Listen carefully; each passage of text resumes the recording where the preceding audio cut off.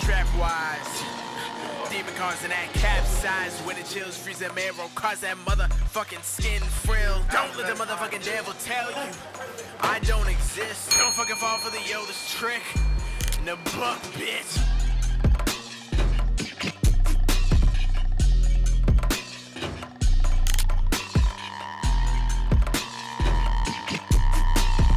My name is Wiidaaseh, and I am an Indigenous hip-hop artist. Life on a reservation, for me personally, was, in retrospect, now, I find it extremely boring. There's not much to do. When you're a kid, you don't see all of it. I feel like going there now, it feels kind of hopeless because there's not a lot of jobs that can give you enough money to leave. I think a lot of things that happened to me on my reservation just were traumatic, and it just, for me, music is my expression. It's how I get through that, you know what I mean? I have tons of songs that are just personal stories from the reservation or my thoughts about reservations.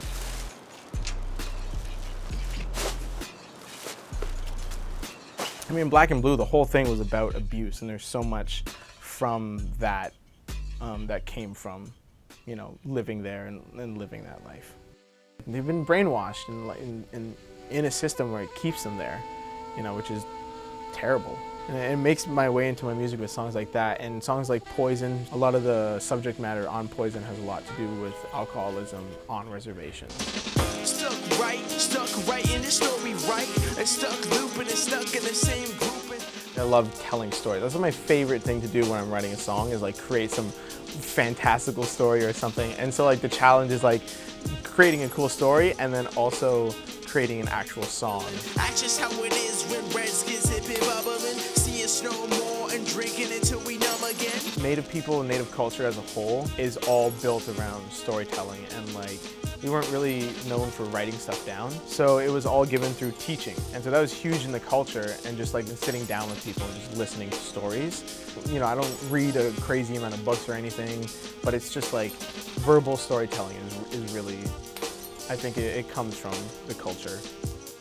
City full of poison and we choking on the smoke, but got the hardest fucking souls on the side of the note. You might be making pretty prayers in the back of your thoughts, but we know when shit gets real, all that fake shit just gets lost. We got a city full of poison and we choking on the smoke, but got the hardest fucking souls on the side of the note. I think I was about 10 years old. I didn't really do it at all on the reservation, but when I moved here and I lived in Richmond Hill, like that's where it started. And that's where I recorded my first song.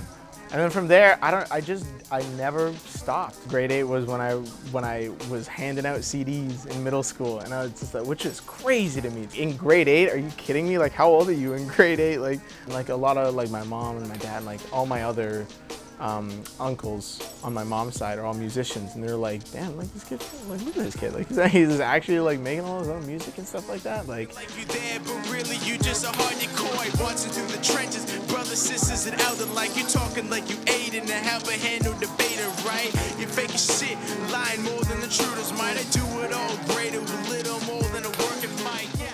After listening to my music, I hope they do a little bit of research on whatever, you know what I mean? Like, overall, I hope they like learn something. I hope it sparks an interest in them and be like, oh man, like if I'm talking about, you know, the alcoholism or like the conditions on reservations, and like, well, what are the conditions on reservations? Like clearly they're bad, and hopefully they look into it and they're like, oh wow, they're really bad. You know what I mean? Like I did not know that Canada treated the Native population so poorly. Like I hope something like that happens after listening to my music.